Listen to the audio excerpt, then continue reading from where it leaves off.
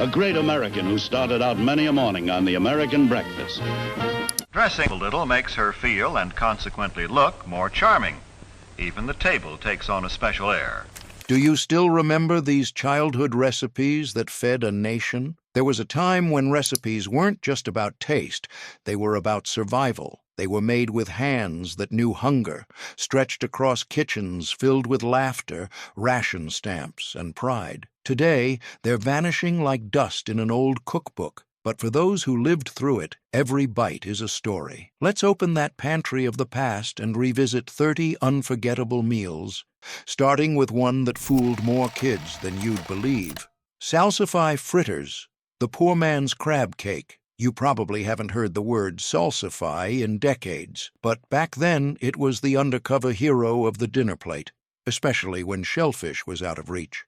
This humble root looked like a stick, tasted faintly like oysters, and when grated and mixed with egg and flour, it turned into golden, crispy fritters that sizzled in hot lard.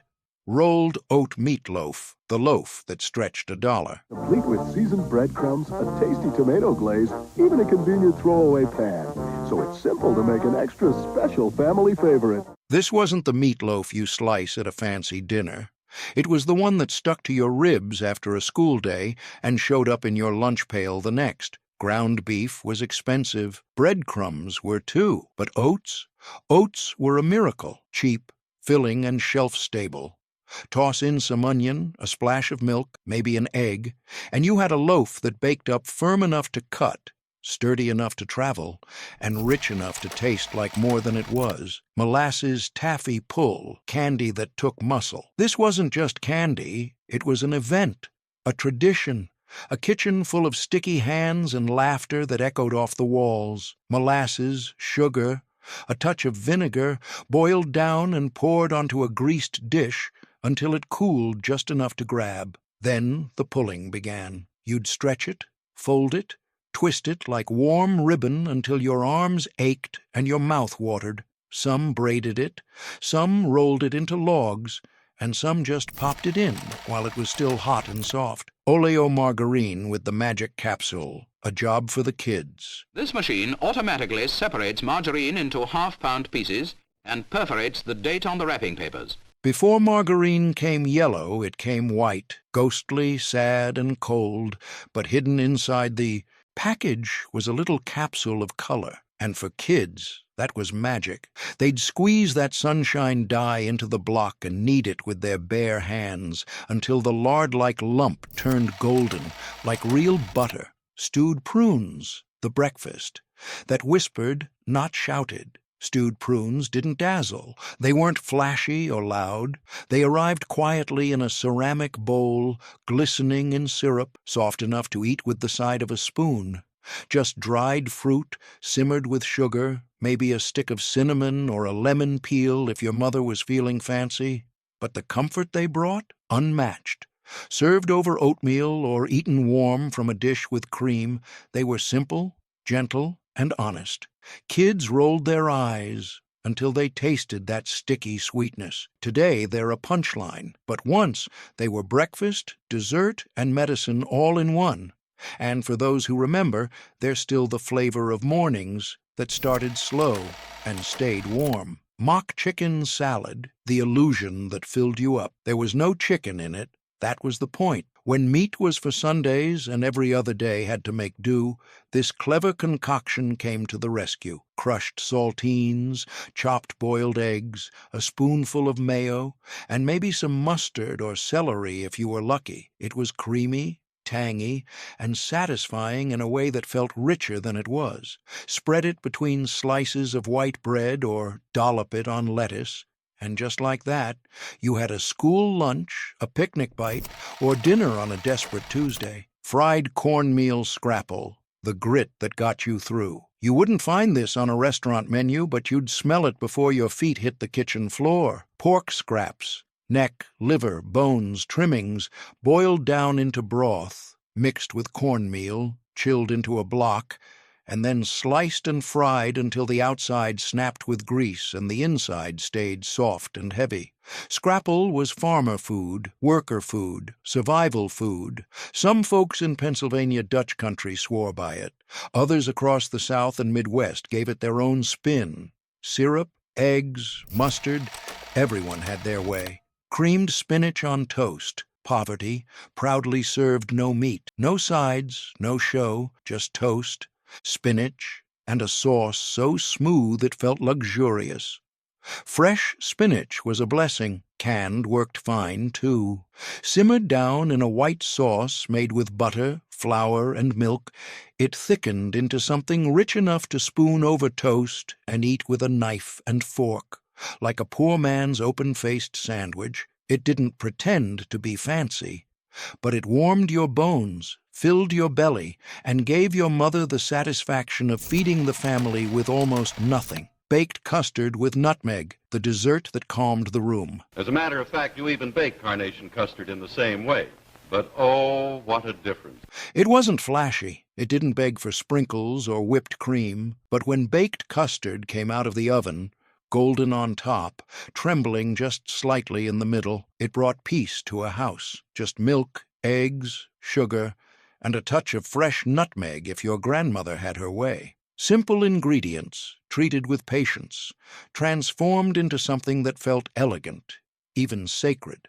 Served warm or cold, with fruit or without, it was dessert for ordinary days. Carrot, pineapple, gelatin salad, sunshine in a mold. It looked like Jell-O, but this wobbly block of orange was carrying vegetables under its skirt, shredded carrots, crushed pineapple, maybe a bit of celery or chopped nuts, all suspended in citrus-flavored gelatin and chilled until firm. Kids saw the color and dove in. Parents knew it was the easiest way to get some nutrition down without complaints. Served cold next to meatloaf, ham, or turkey, it was part side dish, part trickery, part tradition. Bright, tangy, and crunchy all at once, it was the kind of dish that made its way into every family gathering without a second thought. Bread pudding with raisin sauce, when scraps became sacred.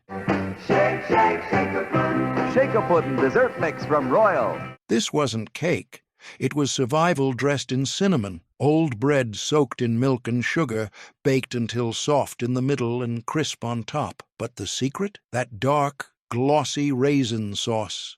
Sticky, sweet, and made from almost nothing, it turned yesterday's scraps into something that felt like Sunday. No recipes, no fanfare, just a quiet kind of love, ladled hot over memories. Canned Vienna, sausages with crackers, the lunchbox underdog. You didn't eat them for flavor.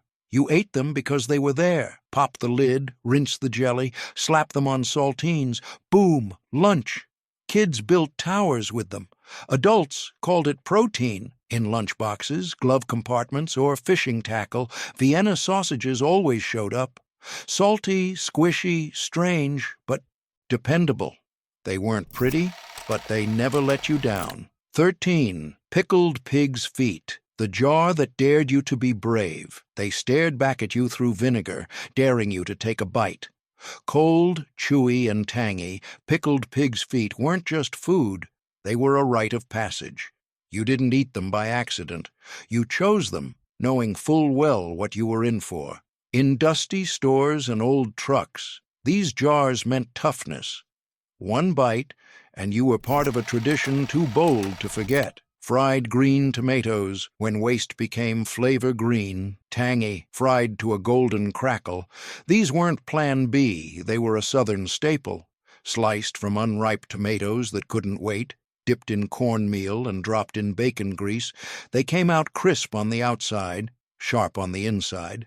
Served hot, no garnish needed, just salt and maybe a little story. They weren't leftovers, they were legends. Creamed celery casserole, the quiet star at every table. No one cheered for it, but it always showed up. Chopped celery, softened just enough, folded into a creamy white sauce built from butter, milk, and patience. Poured into a battered casserole dish, topped with crumbs or crackers, and baked until bubbling and golden. It was never flashy, but it never failed. For families who stretched every meal, this simple dish wasn't filler. Potato pancakes with applesauce. When last night's leftovers became morning's glory, you could hear it before you saw it. That first hiss of cold mashed potatoes hitting a hot greased skillet, the quick sizzle, the smell of starch, salt, and fat rising together in harmony. And just like that, you knew what kind of morning it was going to be. Potato pancakes weren't planned. They were born out of scraps, shaped by necessity, and turned into something that felt like a little gift. Hominy with butter and salt, the grain that fed. Generations without saying a word. It didn't sparkle. It didn't sizzle. It didn't ask for your attention. But hominy, quiet, humble, butter-soaked hominy, was always there, sitting on the side of the plate like a quiet sibling, unassuming but essential. You didn't always notice it, but when it wasn't there, the meal felt like something was missing. Long before canned corn, before microwaves or pre-seasoned vegetable medleys, there was hominy. Dried corn kernels soaked in lye or wood ash, their hulls peeled away in a process that required patience and purpose. It was old, indigenous, sacred. This wasn't some instant side dish. It was food made by hands that understood what survival meant. By the time it made it to your plate, it had already been through so much. Washed, softened, boiled. But it never asked for anything fancy in return. Just a pat of butter, a sprinkle of salt, and heat, slow heat. That was it. You'd stir the pot, watching the pale, swollen kernels bounce and tumble in the pan. They didn't pop like popcorn or bubble like stew. They just simmered, heavy with memory, and when they hit the plate, steaming hot and coated in melted butter, they offered something most people didn't expect: satisfaction. Deep, warm, grounding satisfaction. Some folks browned it in a skillet to crisp the edges. Others stirred in cream or added a pinch of sugar. But in most homes, especially in the rural South, it was served straight, just salt and butter, maybe a little black pepper if someone felt fancy. You'd eat it alongside beans, pork chops, or greens, something earthy, something earned, and if there was any leftover, it got reheated the next day. No complaints. Children didn't jump for joy over hominy, but they ate it, and years later they remembered it, maybe more fondly than they expected, because hominy wasn't just a food, it was a rhythm, a presence, a reminder that even the plainest things, when treated with care, could fill a belly and anchor a memory. Cold macaroni salad with peas and pickles, the dish that showed up to every picnic, whether invited or not. You didn't need a calendar to know it was summer. All it took was one glance at the table at a church potluck, a family reunion, or a Sunday picnic in the backyard, and there it was, sitting proud in a big glass bowl that had been around longer than you had. Cold macaroni salad, speckled with peas and pickles, covered in a layer of plastic wrap pulled so tight it practically hummed. This was a dish that didn't change with trends. It didn't need to. Elbow macaroni cooked just past al dente, soft, not mushy, rinsed in cold water to stop the cooking. Then came the peas. Canned, frozen, or fresh if someone's garden was generous. A scoop of chopped pickles, tangy, crunchy, unapologetic, cut through the creaminess. And finally, the glue that held it all together. Mayonnaise, lots of it, maybe a little vinegar or mustard for bite, maybe a dash of onion powder or a handful of chopped hard-boiled eggs if you were lucky. It was mixed with care and chilled overnight.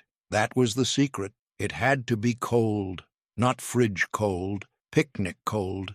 The kind that still carried a slight chill even after sitting out on a folding table under the sun for 2 hours. When you scooped into it with a wide spoon, it made that soft sucking sound, the kind that meant the noodles had soaked in all the flavor. The salad clung to the utensil like it didn't want to be left behind, and when it hit your plate, wedged between a drumstick and a deviled egg, it brought balance. Rich, cool, tangy balance. This was the dish that could stretch across a crowd. It was inexpensive, forgiving, and endlessly adaptable. It didn't need a hot oven or a precise recipe, just a big bowl, a mixing spoon, and a sense of practicality. Kids liked it because it was creamy and fun. Adults liked it because it filled space without breaking the budget. And the cooks who brought it?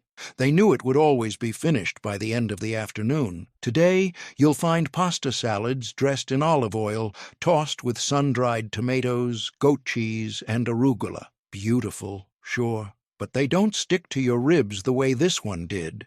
They don't carry the same echoes of backyard laughter, aluminum lawn chairs, and paper plates bending under the weight of homemade love. Cold macaroni salad with peas and pickles wasn't trying to impress. It was just trying to feed people, and it did that job perfectly. Somehow, between the elbow noodles and the chopped gherkins, it managed to taste like summer itself, cool, a little chaotic, and filled with the kind of memories that stick to your fingers long after the last bite.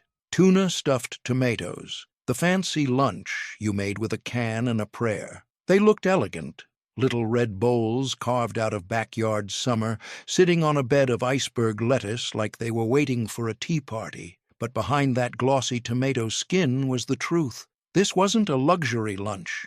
It was thrift, dressed up to feel special. A working woman's answer to a meal that had to be quick, cool, and still feel like it mattered. You started with the tomatoes, firm, ripe, slightly chilled from the windowsill or the root cellar. You'd slice off the top, scoop out the pulp, and hollow them like tiny edible bowls. The smell was unmistakable, earthy, acidic, full of sun. These weren't grocery store tomatoes flown in from somewhere else. These were real, grown in your garden or the neighbor's, or traded at church for a dozen eggs. Then came the filling. A can of tuna, packed in oil or water, depending on what you could afford, drained and flaked into a bowl. Mayonnaise, of course, chopped celery for crunch, a bit of salt, a touch of pepper. If you had it, some onion or a hard-boiled egg mashed in to stretch it. Maybe even a squeeze of lemon or a spoonful of pickle juice if your grandmother had taught you the secret. You'd stir it all together by feel, not recipe. It had to be creamy, but not wet, bright, but not sharp. Then you'd gently pack it into the hollowed-out tomato until it mounded over like a scoop of ice cream on a summer cone. Sometimes it would be topped with a parsley sprig or a sliver of olive if you were feeling decorative. Or if someone from church was coming over, it hit your tongue in layers. First, the snap of chilled tomato skin, then the soft, savory tuna, then the pop of celery and the tingle of brine, served cold with a glass of iced tea, maybe some crackers on the side. It was refreshing, filling, and felt like something better than it actually was. That was the magic of it. No oven, no frying pan, just one can, one vegetable, and the cleverness of someone who knew how to make dignity from odds and ends. These were the lunches your mother made when it was too hot to turn on the stove. The dishes that showed up at baby showers, Sunday luncheons, and bridge club meetings. Meals that whispered, "I care," without ever raising their voice. Kids didn't always love them. They wanted grilled cheese or peanut butter, but they'd eat them, and somewhere down the line they'd remember the smell, the cool snap of that tomato skin, the tang of the filling, and the way the kitchen felt quieter on days when nobody had to cook. Raisin-filled cookies, the sweet secret, hiding in Grandma's tin. These weren't the cookies you left out for Santa. They weren't flashy or sprinkled or wrapped in colored foil. No, these were different. They lived in a battered old tin on the highest kitchen shelf, behind the bread box, next to the recipe cards held together with a rubber band. And when that tin came down, when it creaked open and the smell hit you, you knew you were about to taste something worth remembering. While that cooled, the dough came together, soft, slightly spiced, rolled out on a floured board with that old wooden pin everyone's grandmother seemed to have.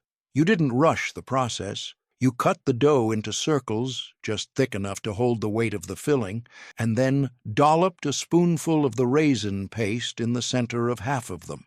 Then came the seal. Another round of dough placed on top, edges pinched gently with a fork, or pressed down by hand. Some bakers got fancy and crimped them. Others poked little holes in the top so the filling wouldn't burst out during baking. But the look didn't matter. These cookies weren't meant to impress a party. They were meant to disappear quietly with coffee or be slipped into a lunchbox wrapped in wax paper. When they baked, the smell filled the whole house. Brown sugar, spice, warm fruit, and nostalgia rising in the oven like a memory you didn't know you missed. The edges browned just a bit. The centers stayed soft, and the raisin filling turned molten, held between two golden layers of cookie like a hug between old friends. You didn't eat just one. You savored them, biting slowly, letting the center coat your tongue before the crumb melted around it. It wasn't sugary sweet like today's treats. It was deeper, earthier, comforting in a way that felt personal. These cookies didn't come in plastic packaging. They came from tired hands and quiet afternoons. They were made by women who remembered war rationing, who knew what it meant to stretch ingredients and still put something special on the table. And if you were lucky enough to get the last one in the tin, you felt like royalty. Today, raisin-filled cookies are nearly extinct. You won't find them in bakeries or supermarkets, maybe in a faded church cookbook, maybe scribbled on a yellowing index card tucked behind the spice jars. But if you remember them, you don't just remember a snack, you remember the whole kitchen, the smell, the quiet, the feeling of being cared for, because some recipes weren't just about flavor. They were about time, about effort, about someone saying, without saying a word, "You're worth it." Jellied chicken loaf, the cold cut that told a war-era love story. It jiggled, it gleamed, it dared you to try it, and it didn't care what you thought. Jellied chicken loaf was one of those dishes that sat proudly on the table, unapologetically weird, somehow elegant, and unmistakably from another era. To understand this recipe, you have to understand the time. There were no Costco rotisserie chickens, no deli counters with 50 sandwich meats lined up in glass cases. Meat was rationed, kitchens were hot, and people had learned the art of making food stretch, not with substitutes, but with style. This loaf wasn't just thrift, it was an invention born of control, a way to shape leftovers into something worthy of a tablecloth. It started with poached chicken, usually a whole bird, boiled until the meat was soft enough to shred with a fork. You didn't toss the bones. You simmered them down with carrot tops, celery ends, and bay leaves until you had a broth rich enough to float a spoon. That broth would become your base, your glue. You added unflavored gelatin, not the fruity kind, just the plain powder, to the warm broth and stirred until it dissolved into clarity. Next came the meat, shredded chicken, sometimes finely chopped carrots or peas for color, maybe a few celery bits or parsley if you wanted to get fancy. All of it gently folded into the cooled, thickened broth until it looked like something between a salad and a soup. Then you poured it into a loaf mold, glass or tin, and left it to chill overnight, tucked in the fridge beside a bowl of potato salad and a dish of canned pears. The next day, you'd turn it out with a careful hand, a cold, clear block of shimmering protein. Each slice, smooth, firm, and freckled with vegetables like confetti frozen in time. You'd lay it out on a plate with crisp lettuce leaves and serve it with a dollop of mayonnaise or a spoonful of mustard cream. And here's the thing, it wasn't a joke, it wasn't ironic. This was food that said, "We made it work." It was quiet pride molded into slices. No heat, no waste, no fuss. This dish didn't pretend to be something it wasn't. It didn't try to be warm or cheesy or indulgent. It was honest, clean, refreshing in a time when fridges were still a luxury and cold meals were a blessing in July. You'd find jellied chicken loaf at luncheons, funeral receptions, and Sunday spreads when guests came by unexpectedly. It traveled well, held its shape, and looked like you'd put in more effort than you actually had. That was part of its charm. It was a trick of presentation, a lesson in how to stretch a single chicken across 5 days and still feel like you were eating something new. Kids looked at it sideways. Some adults did too, but those who knew. They knew what it stood for. Today, It's all but vanished. The word gelatin makes people flinch, but once upon a time it was the signature of a careful hand and a clever kitchen. It was a kind of culinary courage, one that didn't need applause, but still deserved respect, because jellied chicken loaf wasn't about indulgence. It was about dignity, a chilled slice of ingenuity on a plate that said, "We didn't waste, we fed everyone, and we did it with grace." Apple Brown Betty, the dessert that smelled like hope in a cold house. It wasn't a pie, it wasn't a crumble, it wasn't a cobbler, but it lived in the same drawer of memory, right next to them. The Apple Brown Betty didn't need a fancy name to leave a mark. It already had one that sounded like a character in a bedtime story, and maybe that's what it was. Not just a dessert, but a reminder that sweetness didn't require wealth, that comfort could come from crusts and scraps and the things most people threw away. Brown Betty was the dessert you made when there wasn't enough of anything else, not enough flour for pie dough, not enough butter for cake, not enough sugar for cookies, but apples. Those you could find in the backyard, on the neighbor's tree, a paper sack from the farmer's market filled with bruised ones that didn't sell, and bread, always there, always aging quietly in the bread box, edges dry, crusts curled. You'd peel and slice the apples, thin so they'd bake evenly. Tart apples were best.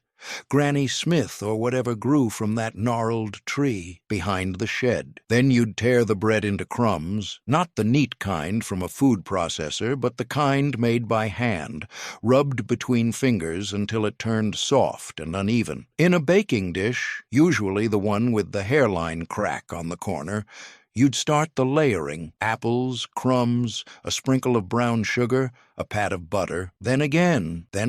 No measuring, just instinct, a little cinnamon, maybe a touch of nutmeg if you were lucky. Then into the oven it went. That was the real beginning. The smell would creep out of the kitchen and wrap around the house like a warm blanket. Baked apples and butter and spice. You didn't need a timer. You just waited until the scent turned thick and deep, until it filled your lungs and your bones and made the hardest day feel like it was finally ending. When it came out, the top would be golden, the bottom soft and syrupy.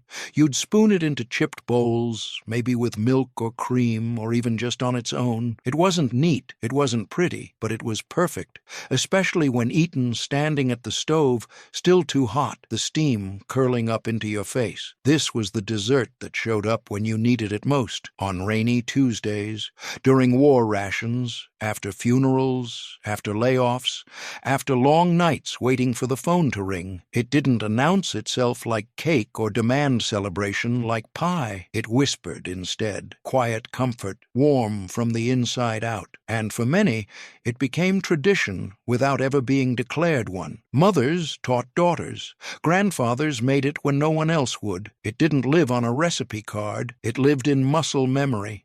Today, Apple Brown Betty barely gets mentioned in cookbooks, but those who remember, they don't need a recipe. They just need apples and stale bread and a reason, because sometimes the best desserts don't celebrate anything. They save you. They remind you that home isn't just a place. It's a smell, a spoonful, a quiet promise. We'll get through this, and there will be something warm waiting when we do. Beef heart stew, the meal that taught you strength could be tender. 2. It didn't look like the kind of meat you'd see in a butcher's window. It didn't come neatly sliced or marbled or shrink-wrapped in plastic. It was heavy, dense, pulled from the chest cavity of an animal whose every heartbeat echoed through the stew pot like a second chance. Beef heart stew wasn't glamorous. It wasn't celebrated, but it was there, simmering on the stove when families needed something rich, something real, and something that could stretch across 6 plates with nothing but potatoes, thyme, and love. You started with the trimming. That was the hard part. Removing the sinew, the connective tissue, the veins that told you exactly what part of the animal you were working with. It took patience, a good knife, and someone who wasn't afraid of the truth, because this was food with a face, with weight, with purpose. Once cleaned, the heart was chopped into chunks, not too big, not too small. Then browned in a deep pot with onions and garlic until the smell filled the room with something bold and ancient. After that, you'd pour in the broth, beef stock, or even just water seasoned with salt and pepper, and add whatever vegetables you had. Carrots, potatoes, maybe a handful of turnips, herbs from the backyard, or dried ones from a jar that had sat in the cupboard for years. And then you waited, not 5 minutes, not 10. You let it cook low and slow for hours until the meat softened, not just cooked, but transformed, because beef heart was lean, sure, but it was also strong. You couldn't rush it, you had to earn it. But when it gave in, when it surrendered to the broth and the flame and the patient stirring of someone who knew what they were doing, it became tender in a way that was almost shocking.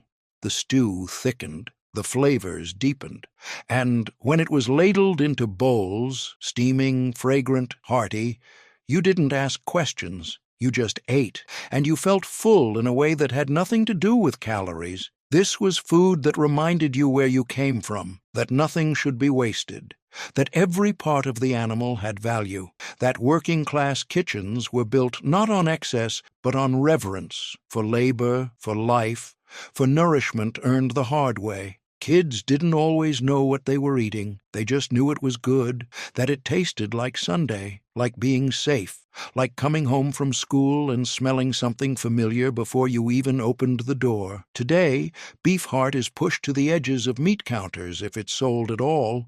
It's labeled awful, dismissed by people who've never known real hunger, never watched a parent stretch a single cut of meat into 2 nights of dinners and a week's worth of leftovers. But for the people who remember, who grew up on Depression-era meals, on war rations, on the teachings of parents who knew the weight of waste, beef heart stew wasn't just a dish. It was a statement, a lesson, that even the hardest things, with time and care, could be made soft. That toughness, when cooked with love, could turn into something that filled your stomach and stayed in your soul. Rice and raisin casserole, the sweet you shared. When sugar was scarce, it didn't shimmer, it didn't rise, it didn't have icing or frosting or sprinkles, but it had something else, something softer, something older.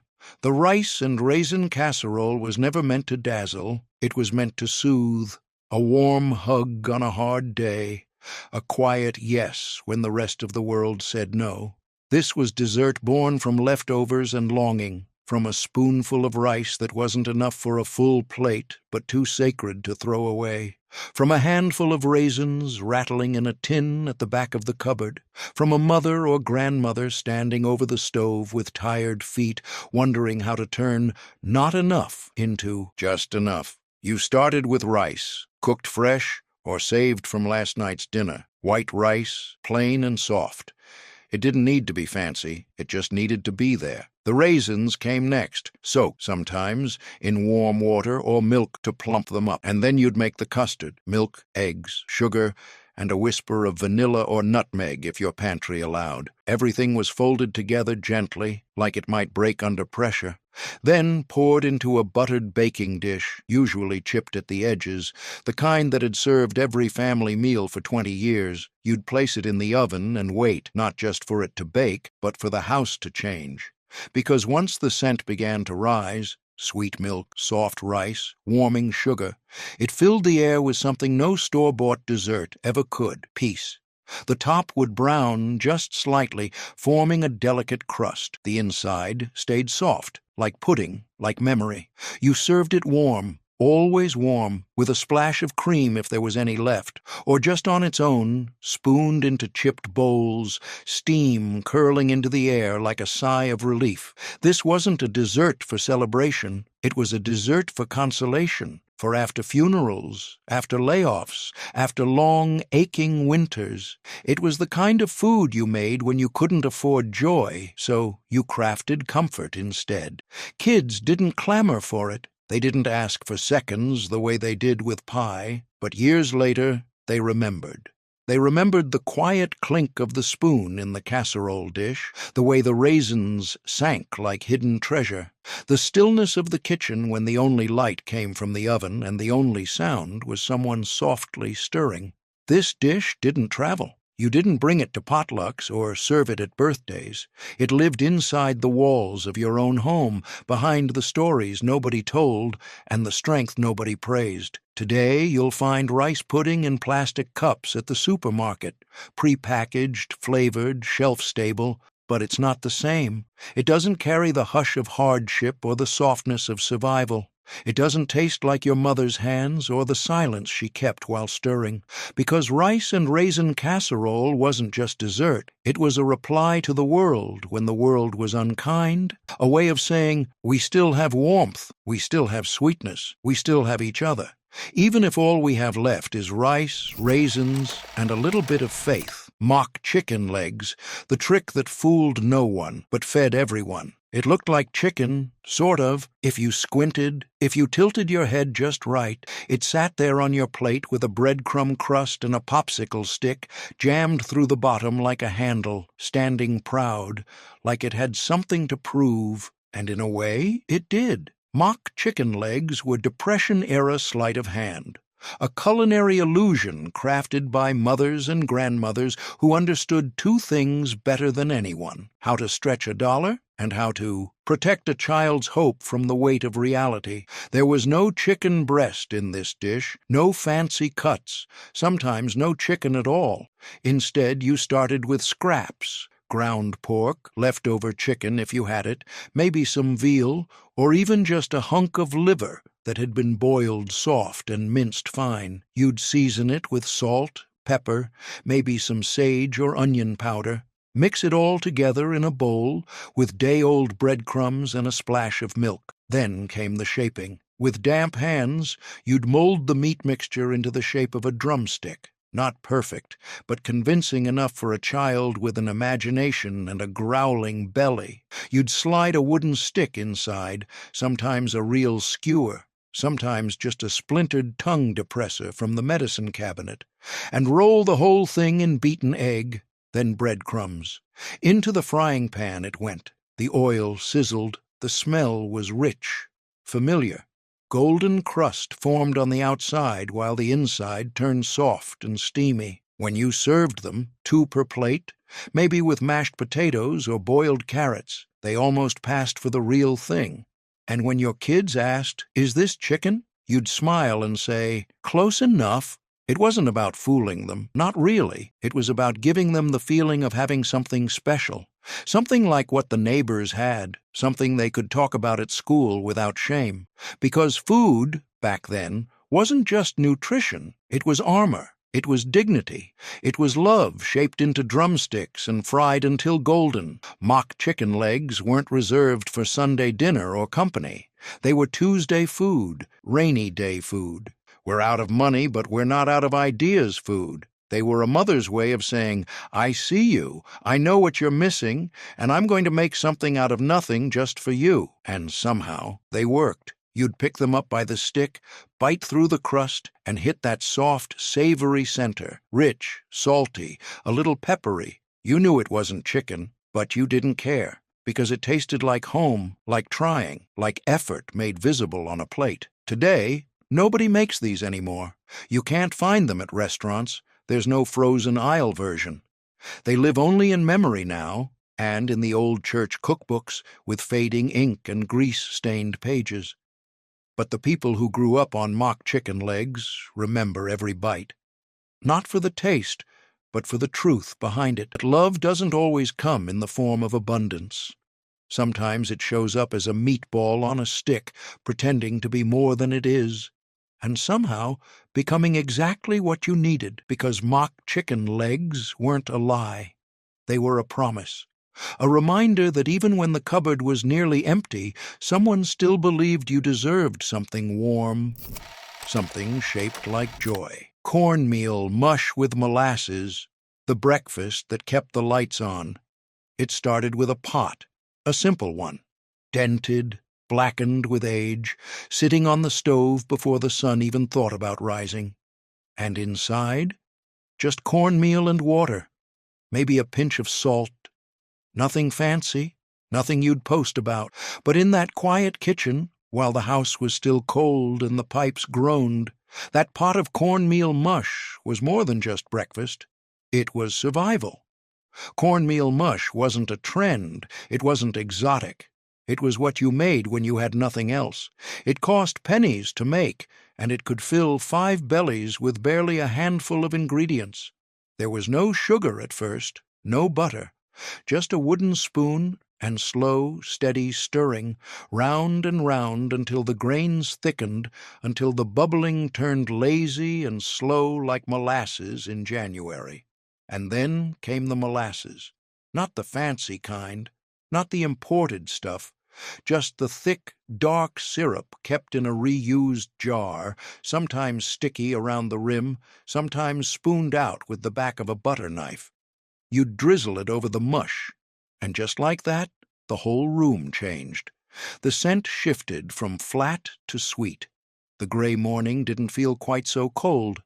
Some families poured the mush into pans to chill and slice later, fried crisp for dinner the next day. But in the early hours, hot from the pot, it was a kind of miracle. It stuck to your ribs, it quieted the hunger, and it carried the day. There were no toppings, no berries, no Instagram-worthy swirls of whipped cream. There was just the molasses, slow and strong, with that bitter-sweet punch that tasted like the past itself, dark, deep, a little sharp, but always real. Kids didn't always like it. They wanted sugar cereal, pancakes, store-bought donuts. But cornmeal mush with molasses was a reminder. We might not have much, but we have enough. And that message sank in deeper than any candy-coated breakfast ever could. The parents who made it didn't complain. They stirred the pot while thinking of bills, of layoffs, of coal deliveries not yet paid for. They scraped the sides of the saucepan clean, not out of habit, but because they couldn't afford to waste even a spoonful. And when they set it on the table, steaming, golden beneath that swirl of syrup, it said what they couldn't. This is what we have, and I've made it with love. You'd eat it slowly, letting the molasses swirl into the hot mush, softening each bite with a whisper of sweetness. Some mornings you were still in your pajamas, feet tucked under the table, fingers wrapped around a warm mug of tea. Others, you ate it while pulling on boots for school, coat still damp from yesterday's snow. Today, cornmeal mush is sold in boutique grocery stores under new names. Polenta, they call it, served with herbs, with cheeses, plated in upscale kitchens like it was born yesterday. But we know better. Before it was polenta, it was poverty food. It was resourcefulness. It was the answer to an empty pantry and a long week ahead. But it was never just about eating. It was about learning. That simple didn't mean shameful. That warmth could be made from grain and water. That molasses, slow and steady, was more than a sweetener. It was a memory, a mother's touch, a father's sacrifice. Because when you grow up with nothing, you learn to notice everything. Even the way cornmeal mush tastes a little different when someone makes it for you, out of love instead of obligation. Spaghetti pie, the leftover, that turned into a celebration. It wasn't Italian, it wasn't pie, but it had a crust, it had layers. And when it came out of the oven, golden, bubbling, holding itself together like a casserole with something to prove, you felt like a genius. Or at least like someone who'd figured out how to make dinner feel like more than just the same old thing again. Spaghetti pie was born from repetition, the kind of repetition only working-class families knew. The same ingredients, the same budget, the same tired question echoing every night at 5 p.m. What are we going to eat? And one night, someone looked at a pile of cold leftover spaghetti and thought, why not? You started with the base. That leftover spaghetti, clumped and stiff, tangled like yesterday's laundry, was tossed in a bowl with beaten eggs and a handful of grated cheese. Not fancy cheese, not imported, just whatever was left in the fridge. Parmesan dust, cheddar shreds, maybe even that brick of Velveeta shaved thin with a butter knife. You'd season it with salt, pepper, maybe some garlic powder or dried oregano if you were feeling bold. Then you pressed it into a greased pie pan, shaping it like dough. This was your crust, crispy on the edges, chewy in the middle, strong enough to hold the rest. Next came the filling, usually ground beef browned with onions, maybe some green peppers if they weren't too expensive that week. You'd stir in a bit of tomato sauce, or ketchup mixed with water if that's all you had. The point wasn't authenticity. The point was flavor, stretch, survival. The meat mixture was poured into the spaghetti shell and spread evenly, then topped with more cheese, always more cheese, enough to melt, to brown, to give the whole thing that golden seal of "you're gonna love this." Into the oven it went, and for 30 minutes the house smelled like comfort, like victory, like you had invented something brand new even though you were just making do. When you sliced into it, it held together better than you expected. It cut clean, like lasagna without the fuss. Kids loved it because it looked fun. Adults loved it because it was filling, and everyone went back for seconds, if there were any. Spaghetti pie was the answer to food waste before that was a buzzword. It turned scraps into structure, leftovers into legend. It made a single pound of spaghetti stretch across 2, sometimes 3 meals, and no one complained, because it never felt like a repeat. You didn't serve spaghetti pie at fancy dinners. You served it after long days at work, after school plays, after nights when you couldn't bear to wash one more dish. It came with a side of canned green beans or maybe applesauce straight from the jar. It didn't ask for applause, but it always got cleaned off the plate. Today, people reinvent it on food blogs, add sun-dried tomatoes, swap the beef for tofu, sprinkle arugula on top. But the version that mattered, the one born in small kitchens with thin wallets and thick imaginations, is rarely remembered. But for those who grew up with it, spaghetti pie is unforgettable, not because it was fancy, but because it was enough to fill your belly, enough to make dinner feel like an event, enough to prove, once again, that love and resourcefulness, layered, baked, and bubbling, could be served by the slice. Boiled onions in white sauce, the dish that softened the world's sharpest days. At first glance, it didn't look like much. A few pale onions, steam rising from a chipped enamel dish, covered in a sauce the color of faded hope. There was no spice, no crunch, no color. Just soft melting bulbs and a ladleful of thick milky sauce poured over the top like a whisper. But boiled onions in white sauce wasn't about appearance. It wasn't a feast for the eyes. It was a comfort meant only for the heart.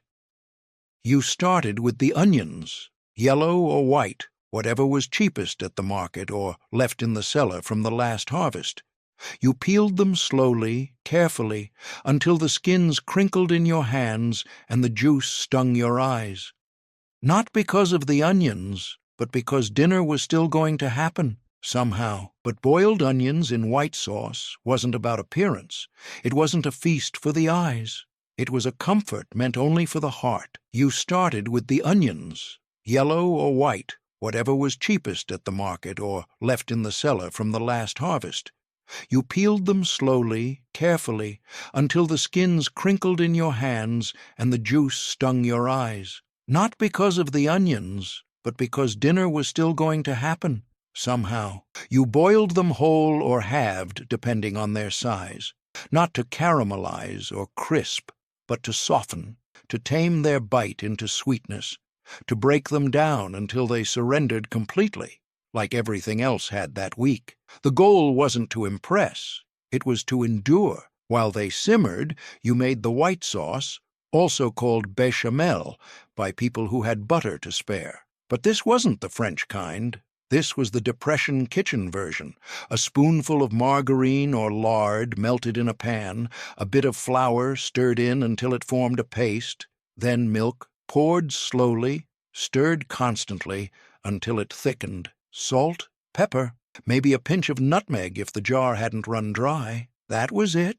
You drained the onions and laid them gently in a serving dish, then poured the white sauce over them, creamy, warm, blanketing every layer like a mother tucking in her child on a cold night. You didn't eat this with fanfare. You didn't serve it to company. This was quiet food, food for the days when meat was out of reach, when payday hadn't come, when the shoes had holes and the pantry echoed.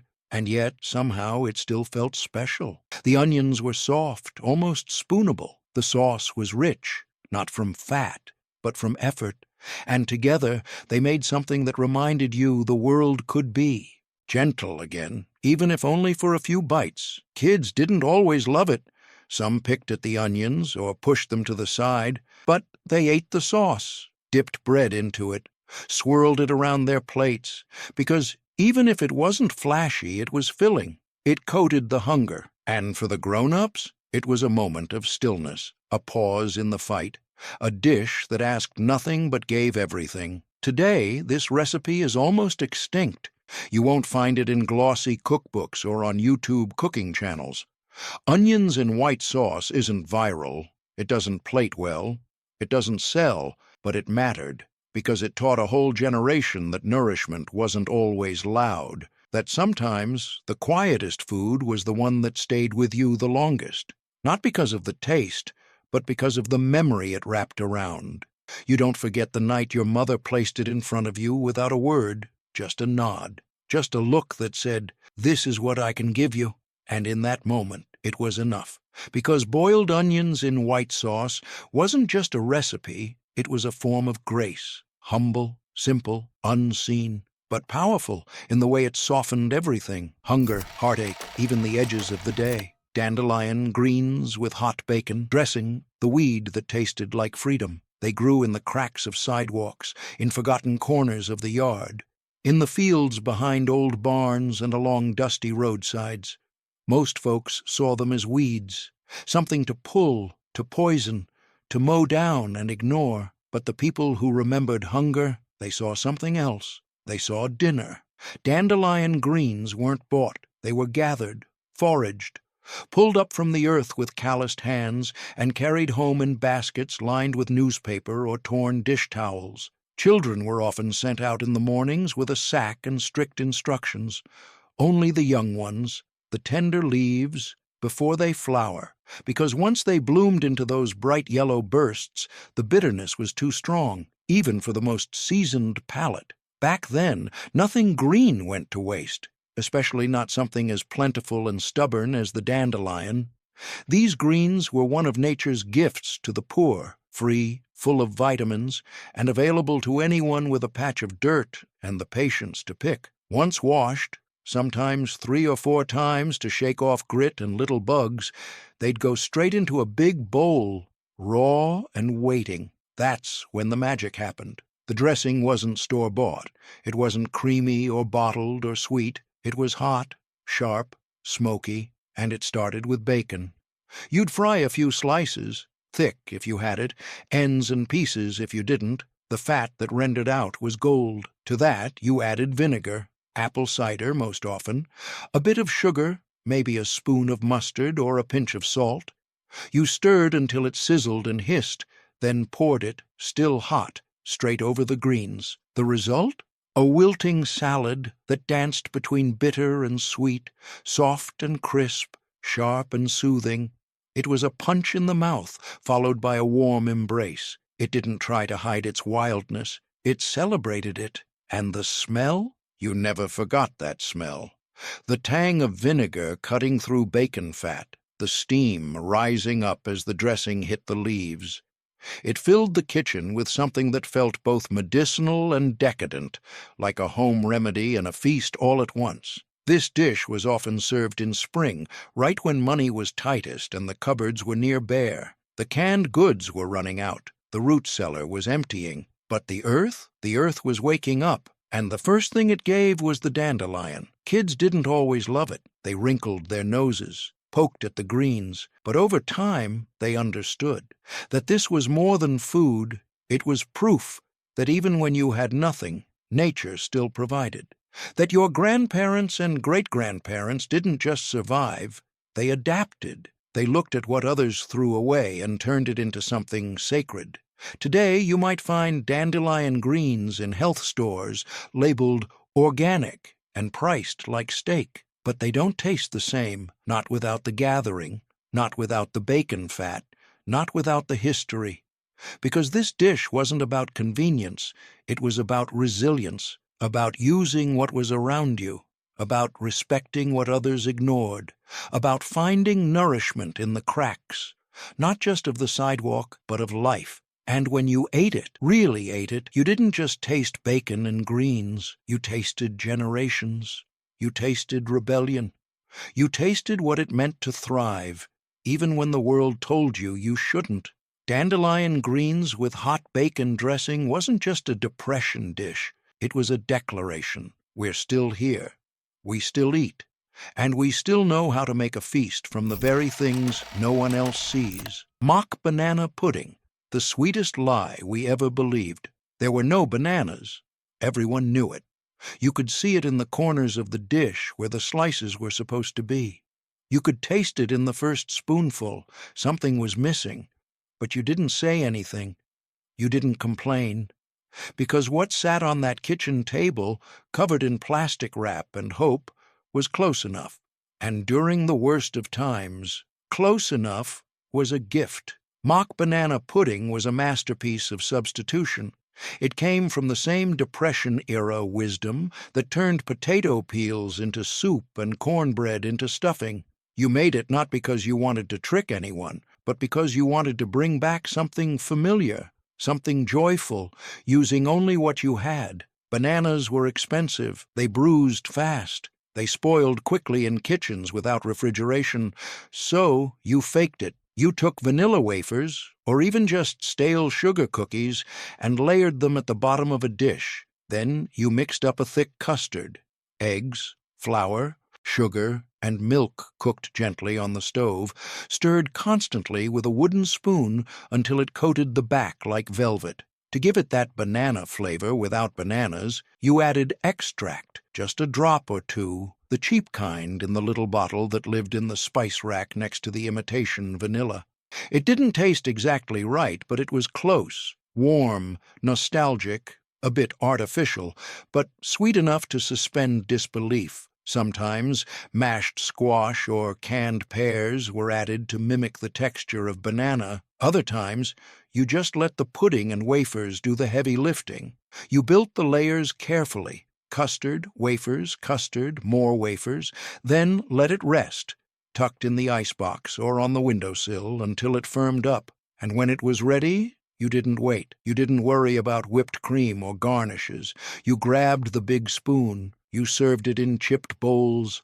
And for a few sacred minutes, every bite transported you to a better place. It was smooth, creamy, familiar. It reminded you of Sundays after church, of birthday parties with paper hats and crepe streamers, of what it felt like to be full of something sweet and good, even if it wasn't real. Because that's the thing. Mock banana pudding wasn't really about bananas. It was about memory, about making something that felt like celebration when there was no reason to celebrate, about reaching into an empty pantry and pulling out a miracle. Parents knew, they knew the recipe was a trick. But the kids? The kids just smiled, asked for seconds, and licked the spoon clean. And in those moments, that pudding wasn't mock anything. It was magic. Today, banana pudding is everywhere. Real bananas, real cream, layers of flavor that cost 3 times as much as they used to. But it doesn't always taste better, because it's missing the one ingredient that made the Depression-era version unforgettable: intention. Mock banana pudding was built from care, from a deep, aching desire to give joy to someone else, to offer dessert even when dinner was rationed, to preserve dignity in the smallest, quietest way possible. And that's what this dish was. A final act of love at the end of the hardest week. A dessert served not because you could afford it, but because you couldn't afford not to remind people that sweetness still existed, even if you had to fake the fruit, even if the bananas were only ever imagined, because sometimes Imagination is the most important ingredient of all. And there you have it, 30 humble side dishes that helped hold America together, one spoonful at a time. They weren't just meals. They were memory, resilience, and love served hot. If you remember even one of these, then you carry a piece of that strength inside you. And maybe that's worth more than any recipe.